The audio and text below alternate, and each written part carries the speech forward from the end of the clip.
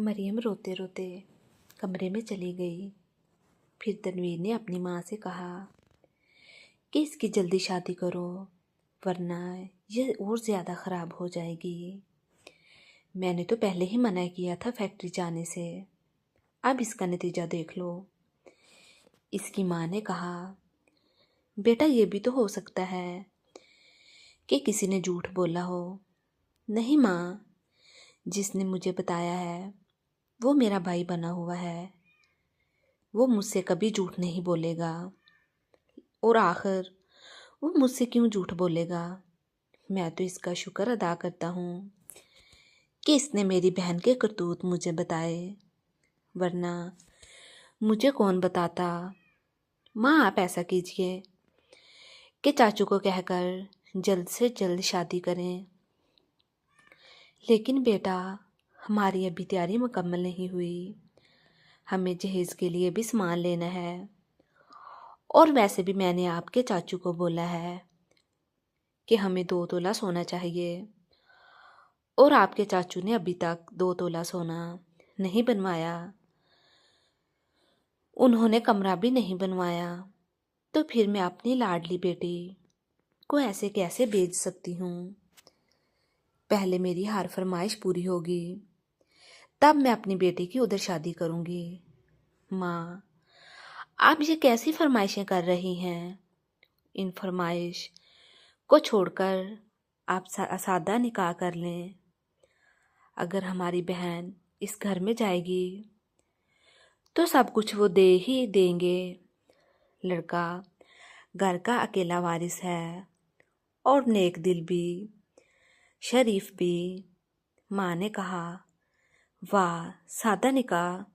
لوگ مجھے کیا کہیں گے؟ اس کی بیٹی میں کوئی داغ برائی تھا، اس لیے چپکے سے نکاح کر لیا۔ میں تو ساری رسمیں پوری کروں گی، اور جو آپ کے چاچو کو میں نے کہا ہوا ہے وہ ہر ایک چیز لوں گی، ورنہ تب تک میں اپنی بیٹی کی شادی نہیں کروں گی۔ اب رات ہو چکی تھی، کھانے کا بھی وقت ہو گیا تھا۔ مریم اپنے کمرے سے باہر آ گئی تھی، اور تنویر بھی بیٹھا تھا۔ اب تنویر کا غصہ ٹھنڈا ہو گیا تھا۔ اس نے پیار سے مریم کو کہا کہ میری بہن، ہمیں عزت سب سے پیاری ہے، ہماری عزت آپ ہو۔ اگر آج ہم برادری میں فخر کے ساتھ چلتے ہیں یا لوگ ہماری عزت کرتے ہیں تو ہماری شرافت کی وجہ سے ہے۔ آج تک ہم نے نہ کوئی برا کام کیا ہے اور نہ آئندہ کریں گے۔ میری بہن، عزت ایک سفید چادر کی طرح ہوتی ہے، اس کو ہمیشہ داغ سے بچا کر رکھنا چاہیے۔ اگر خدا نخواستہ اس چادر پر کہیں داغ لگ گیا تو وہ چادر بدصورت ہو جائے گی، اور پھر وہ داغ ساری زندگی ختم نہیں ہوگا۔ اور میری بہن کو دنیا کی جو چیز بھی چاہیے میں لے کر دوں گا۔ یہ نہ سوچنا کہ آپ کی منگنی کر کے آپ کے ساتھ کوئی جرم کیا ہے۔ میری بہن، میں آپ کے لیے ہیرا تلاش کیا ہے، وہ ہمارے چچا کا بیٹا ہے، آج تک ہمارے ساتھ رہا ہے، ہماری آنکھوں کے سامنے بڑا ہوا ہے، بہت اچھا ہے، وہ بہت خوش رکھے گا میری بہن کو۔ مریم نے کہا، ٹھیک ہے بھائی، میں آپ سے شرمندہ ہوں۔ ادھر حیدر مریم کی کال کا انتظار بے صبری سے کر رہا تھا، اسے رہا نہیں جا رہا تھا، پر ادھر آج گھر میں تنویر تھا، مریم رابطہ بھی نہیں کر سکتی تھی۔ وہ تنویر کے سونے کا انتظار کرتی رہی، لیکن تنویر دیر تک رات کو جاگتا رہا، تو ایسے ہی مریم انتظار کرتی کرتی سو گئی۔ اس نے حیدر سے بات نہیں کی۔ صبح ہوئی تو تنویر نے ناشتہ کیا اور وہ اپنے کام پر چلا گیا۔ جیسے ہی وہ کام پر گیا، مریم نے فوراً فون اٹھایا اور حیدر کو کال کی۔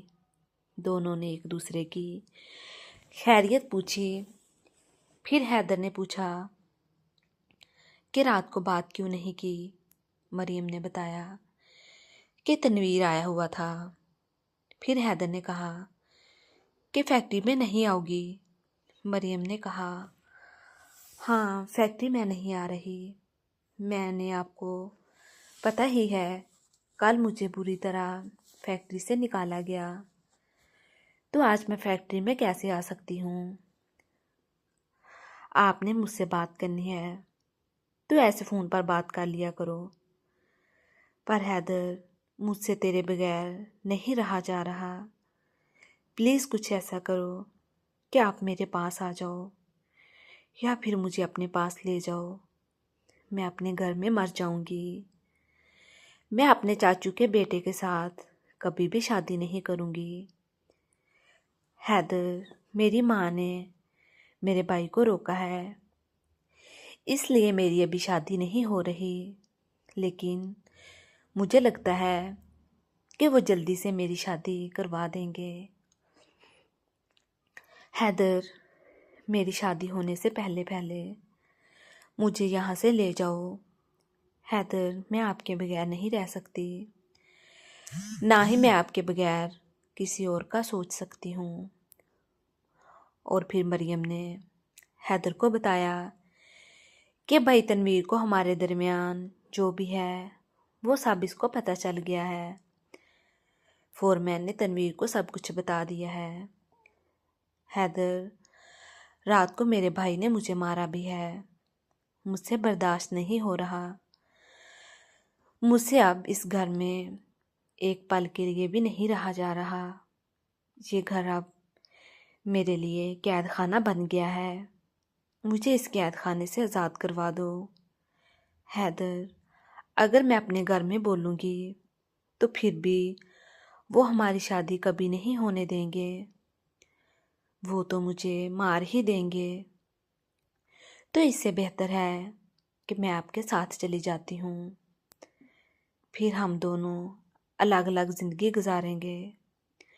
پلیز حیدر، مجھے اب اکیلا مت چھوڑنا۔ بہت بھروسہ ہے مجھے آپ پر۔